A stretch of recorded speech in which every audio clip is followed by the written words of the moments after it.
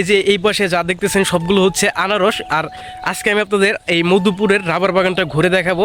এই যে দেখতেছেন এইগুলো কিন্তু সব রাবার গাছ, মানে আমি একদম মিডিল পয়েন্টে আছি। আমার চতুর্পাশে রাবার গাছ, প্রত্যেক গাছ থেকে প্রত্যেক দিন সকালবেলা রাবার সংগ্রহ করে। এই রাবার বাগানটিতে আসলে আপনি দেখতে পারবেন অনেক রাখালি গরু রাখে এখনো। মধুপুর জেলাতে এমন কোনো ফল নাই যে আপনি না পাবেন। দেখতে পাচ্ছেন আমার পিছনে কিন্তু হচ্ছে পেয়ারা বাগান। গাইস, একটা মজার ঘটনা ঘটছে। অনেকে আমাকে বলতেছে মানে কেমন আছি ভাই বলতেছে, বাট আমি তাদের চিনতেছি না।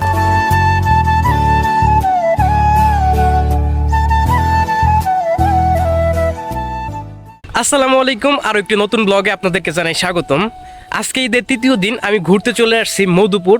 আর দেখতে পাচ্ছেন এই যে এই পাশে যা দেখতেছেন সবগুলো হচ্ছে আনারস। আর আজকে আমি আপনাদের এই মধুপুরের রাবার বাগানটা ঘুরে দেখাবো, প্লাস হচ্ছে এই আনারস বাগানগুলো দেখাবো। তো চলুন শুরু করা যাক আজকের ভিডিও।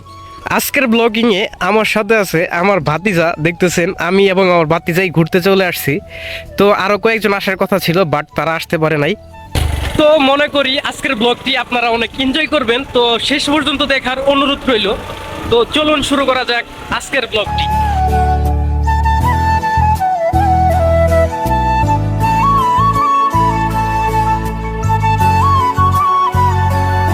এই মধুপুর জেলাতে এমন কোনো ফল নাই যে আপনি না পাবেন।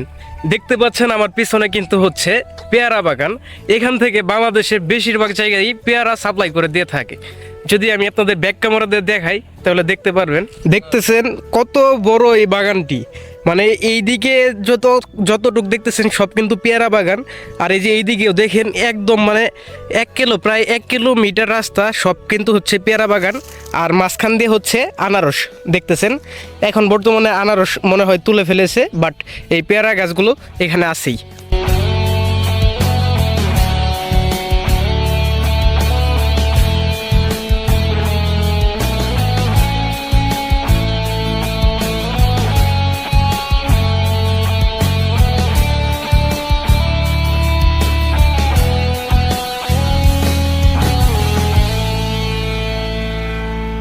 মধুপুর জেলাতে কিন্তু কলাও অনেক পরিমাণ চাষ করা হয়।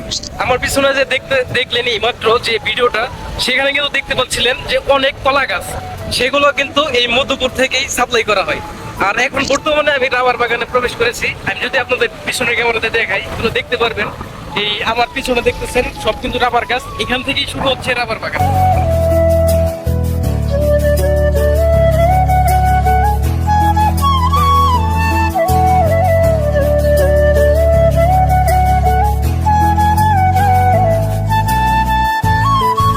এখান থেকে এখন আমি রাবার বাগানের ভিতরে প্রবেশ করব এবং দেখতে পাচ্ছেন এখানে কিন্তু আজকে অনেক মানুষই ঘুরতে আসছে, যেহেতু এই রাস্তাটি নতুন পাকা হয়েছে। দেখতে পাচ্ছেন অনেকেই অনেকের বন্ধুদের সাথে চলে এসেছে এখানে। তো চলুন ভিতরের দিকে প্রবেশ করা যাক।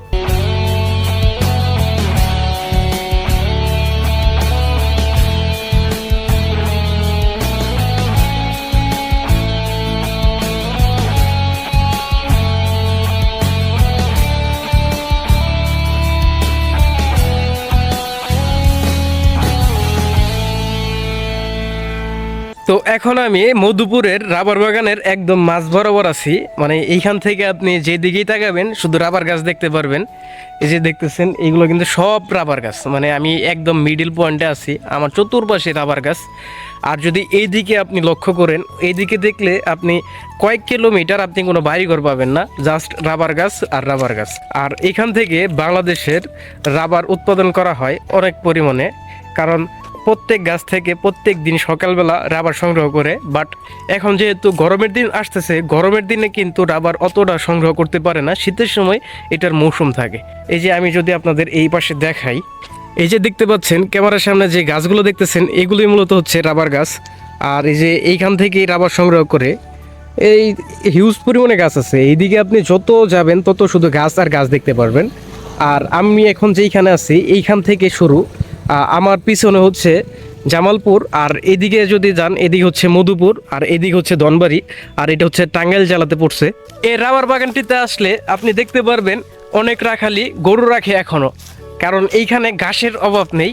আর এইখানের আশেপাশে যারা মানুষ আছে তাদের প্রত্যেকেরই মিনিমাম 10 থেকে 15টা করে গরু আছে।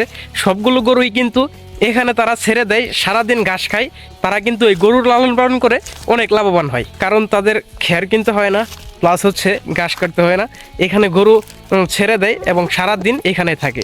আমি যদি আপনাদের পিছনের ক্যামেরাতে দেখাই, এই যে দেখতেছেন এইখানে কিন্তু কিছু গরু আছে, এই যে দেখতেছেন এই গরুগুলো কিন্তু সকালবেলা নিয়ে আসছে আর সারা দিন এখানে ঘাস খাচ্ছে। এরকম বহু গরু আছে, বাট এখন যেহেতু সন্ধ্যা হয়ে যাচ্ছে তাই এখান থেকে গরু তারা কিন্তু বাড়ির দিকে নিয়ে গেছে। বাট আমি এক পাশে দেখতে পেলাম এখনও তারা গরু এখানে রেখে দিছে। দেখতেছেন এদিকেও কিন্তু প্রচুর গরু, ওই যে কয়েকটা গরু আছে দেখাই, এই 1টা 2টা 3টা 4টা 5টা 6টা 7 8 9 10 11 12 13 14 15 16টা গরু আছে। আরেকটা বিষয় দেখলাম এখানে আপনি বক, এই যে বক দেখতে পেলাম, এই যে এইখানে যদি আপনি লক্ষ্য করেন এই যে কয়েকটা বক আছে এখানে। এই যে এই মাটিতে আপনার ঝুঁক আর কেঁচু পাওয়া যায়, ওইগুলা কিন্তু ওই বগেরা খায়। এখানের ভিতরে কেউ ঢুকবেন না, কারণ এখানে অনেক ধরনের সাপ থাকতে পারে। দেখতেছেন এই যে টিলাগুলো, মানে আমি কিন্তু এখন বাগানের ভিতরে ঢুকেছি, বাট এখানে সাপ থাকতে পারে, তাই আমি বলবো কেউ এর ভিতরে আসবেন না, বাইরেই থাকবেন, বাইরে থেকেই সৌন্দর্যগুলো উপভোগ করবেন। বাট আমি ভিডিওর জন্য ভিতরে আসছি আর কি। গাইস, একটা মজার ঘটনা ঘটছে, এইখানে আসছি, অনেকে আমাকে বলতেছে মানে কেমন আছি ভাই বলতেছে, বাট আমি তাদের চিনতেছি না। এরকম একটি ঘটনা ঘটছে, মানে কয়েকজন এই দিক দিয়ে গেছে, আমাকে বলতেছে ভাই কেমন আছেন, বাট আমি তাদের চিনতেছি না। হ্যাঁ, বিষয়টা মজার না? তো এখানে আসলে আপনারা বাইক নিয়ে আসবেন, কারণ বাইক নিয়ে আসলে অনেক সৌন্দর্যগুলো উপভোগ করতে পারেন সুন্দরভাবে। কারণ এইখানে রাস্তাগুলো কিন্তু মাটির রাস্তা, বাট বাইক যদি নিয়ে আসেন তাহলে সুন্দরভাবে ঘুরতে পারবেন, পুরো বাগানটা কাভার করতে পারবেন বাইক দিয়ে আসলে। আর বাইক দিয়ে আসলে এই ঠান্ডা নিরিবিলিতে অনেক সুন্দর একটি সময় কাটাতে পারবেন। তো আমি এখন এখান থেকে আর এইদিকে যাব, এদিকে গিয়ে আপনাদের কিছু ভিউ দেখাবো। তো চলুন যাওয়া যাক। তো গাইস, বাইক দিয়ে ঘুরতে কতটা ভালো লাগতেছে আমি আপনাদের বলে বুঝাইতে পারবো না। অনেক ভালো লাগতেছে বাইক দিয়ে ঘুরতেছি। আজকে হচ্ছে ঈদের 3য় দিন। ঈদের 2 দিন আমি কোনো দিকে যাইনি, বাট ঈদের 3য় দিন এসে আমি ঘুরতে বেরোইছি। আর আজকে কিন্তু অনেক ভালো লাগতেছে, কারণ এই পাহাড়ে আসলে আমার মনটা কেন জানি এমনি ভালো হয়ে যায়। আর রাস্তাগুলো অনেক সুন্দর, আমি আপনাদের বলে বুঝাইতে পারবো না।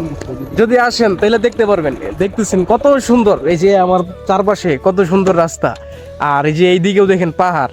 এইগুলো আপনার যদি ভালো না লাগে তাহলে আপনার আর কোনো কিছুই ভালো লাগবে না। তাই আমি বলবো আপনারা যারা এই মধুপুরের আশেপাশে আছেন, টাঙ্গাইল বা এই সব আশেপাশে যারা আছেন, তারা কিন্তু অবশ্যই এই রাবার বাগানটি ঘুরে যাবেন, অনেক ভালো লাগবে আপনাদের। ট্রাস্ট মি, আমি আপনাদের বলতেছি যদি আসেন তাহলে অবশ্যই আপনাদের ভালো লাগবে।